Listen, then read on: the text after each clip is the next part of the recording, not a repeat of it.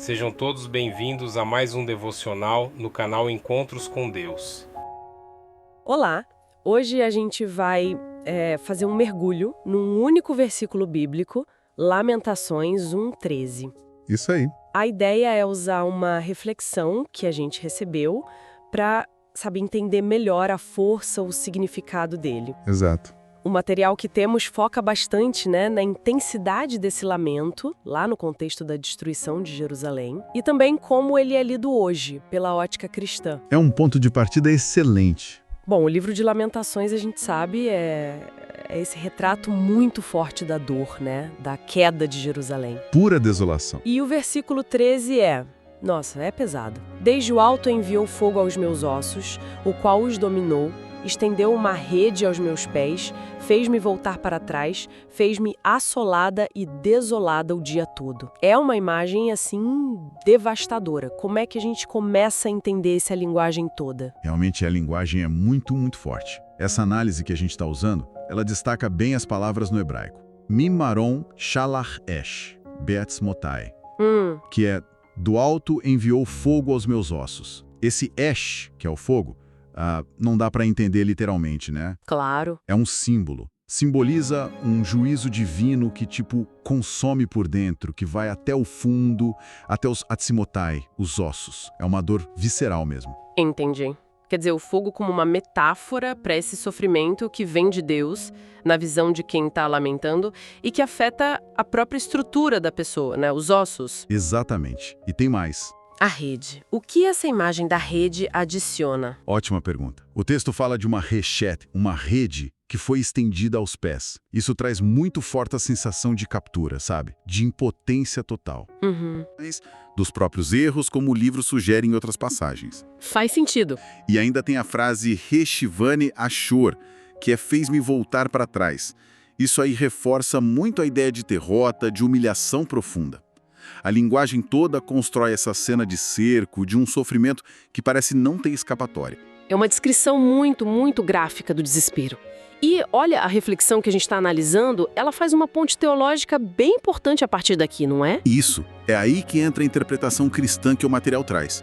Ela pega essa experiência extrema de sofrimento, de juízo, e conecta com a figura de Jesus Cristo. Como assim? A leitura é que Jesus, mesmo sendo sem pecado, teria passado na cruz por esse mesmo fogo, esse juízo divino, só que em favor da humanidade. Ah, entendi. A desolação de Jerusalém, que é vista ali como o resultado do pecado, é colocada meio que em paralelo com a desolação que Cristo sentiu. E nessa visão, isso abriria o caminho para a gente se reconciliar com Deus. Interessante como essa leitura dá um novo significado para o sofrimento, né? Acho que menciona até Isaías, não é isso? Aquela ideia do castigo que nos traz a paz. Sim, exatamente. A reflexão cita Isaías 53, verso 5, para fortalecer essa ideia do sofrimento vicário. Ou seja, um sofrimento que alguém assume no lugar de outros. Certo. O argumento é que aquele juízo descrito de forma tão viva lá em Lamentações encontra o seu, cumprimento e a sua resolução na cruz de Cristo. E essa análise não fica só no passado, né? Ela tenta trazer essa dinâmica para os nossos dias, fazendo paralelos com desafios de hoje. Como que ela faz isso? O texto sugere que, da mesma forma que lá no tempo de Lamentações, hoje também a desobediência ou se afastar dos princípios divinos ainda traria consequências. Ele até menciona coisas como confusão moral, valores invertidos como exemplos atuais. Então, existe um chamado ao arrependimento que, de certa forma, continua valendo, atravessa os séculos. Mas aí entra a diferença fundamental na perspectiva cristã que o texto apresenta, que é justamente a figura de Cristo, certo? Correto. A boa notícia, como a reflexão coloca, é que para quem tem fé, o juízo já foi, absorvido por Cristo. E isso levanta uma questão bem central na análise que a gente está vendo. Como que a fé pode transformar a nossa percepção desse fogo? Transformar como? De algo que só consome, destrói, para algo que pode, na verdade, purificar. Isso para aqueles que se voltam para Cristo buscando essa restauração. A graça, então, abriria um novo caminho, um novo começo. Então, para a gente amarrar aqui, a gente partiu de um lamento muito forte sobre juízo e desolação lá em Lamentações 1:13. Exploramos um pouco a força das palavras originais em hebraico. Sim. E vimos como a reflexão que a gente analisou conecta tudo isso com a teologia cristã da redenção através de Cristo, sugerindo até uma aplicação para os nossos dias. Exatamente isso. O versículo continua sendo um retrato bem sombrio, né, das consequências de se afastar de Deus. Mas essa interpretação que a gente examinou usa ele como um pano de fundo para destacar a redenção. O fogo que antes sentenciava é reinterpretado, pela fé, como algo que pode purificar. Isso nos deixa com uma reflexão final interessante, talvez. Para além da análise histórica, teológica, Sim, fica a pergunta, né? Como essa tensão que está ali no versículo entre um juízo divino que é severo e, ao mesmo tempo, a possibilidade de purificação e restauração pela fé, como explorado na conexão com Cristo, como isso pode talvez conversar com a nossa busca individual hoje, a busca por sentido, por lidar com as próprias falhas, por buscar uma espiritualidade mais profunda? é algo para se pensar mesmo. Com certeza. Lamentações 1 e 13 nos convida a olhar para a seriedade do pecado, mas também para a beleza do perdão em Cristo. Ele foi ferido para que hoje o fogo de Deus não nos consuma, mas nos purifique. Que o Senhor te leve a uma vida de arrependimento, restauração e devoção sincera. Senhor Deus Altíssimo, te louvamos porque és justo em todos os teus caminhos, e mesmo quando permites o fogo da correção, é para purificar-nos como ouro e trazer-nos de volta ao teu coração.